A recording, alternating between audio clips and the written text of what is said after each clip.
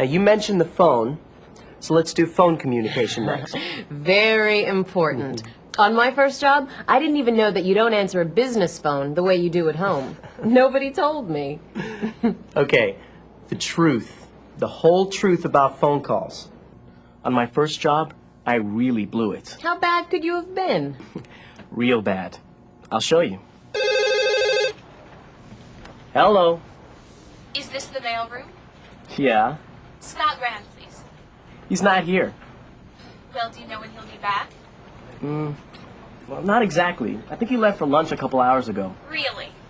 Well, do you think you could take a message for him? For when he does get back? Yeah, sure. Here, hold on. Got a pencil. Look, I'm sorry, I don't have a pencil. Maybe you ought to just tell me. What's your name? John Merrill. Never mind the message. Just tell him Miss Thomas called from corporate headquarters. Corporate headquarters.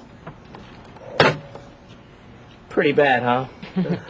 Like you said, very. Want to go through it again and show how you should have handled the call? Winston Transport Mailroom. May I help you? This is John. Right. Give your company name and the department, then your own name. Scott Rand, please.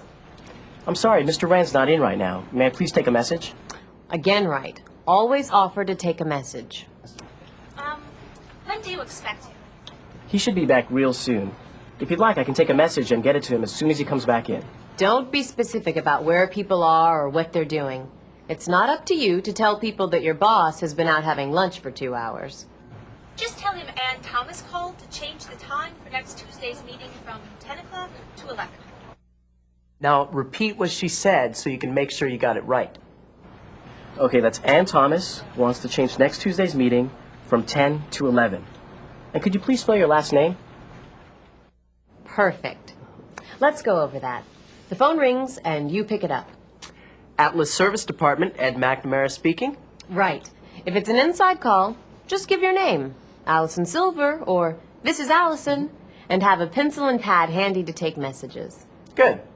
Now, how about a call from somebody who's really mad? Atlas Service, this is John. I'd like to speak to Joe Delaney. Joe's not in. Well, I sure hope you can help. Joe sold me an XC300 and it's a lemon. It starts up and halfway through it crashes.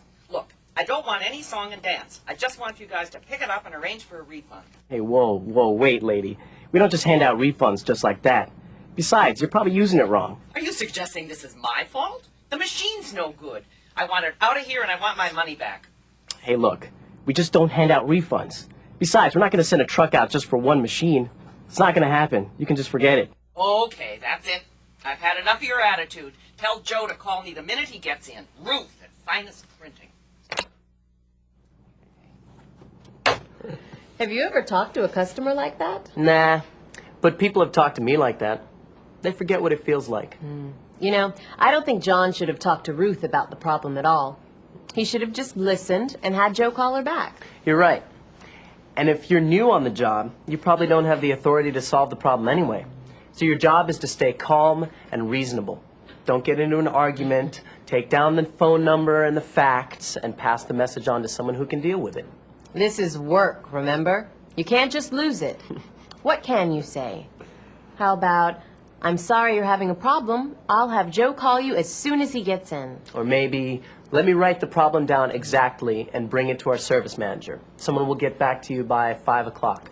The phone is your chance to communicate good news about your company and yourself. That you're polite, that you care about your work and your customers, that your company is a responsible one. Let's turn off the video now.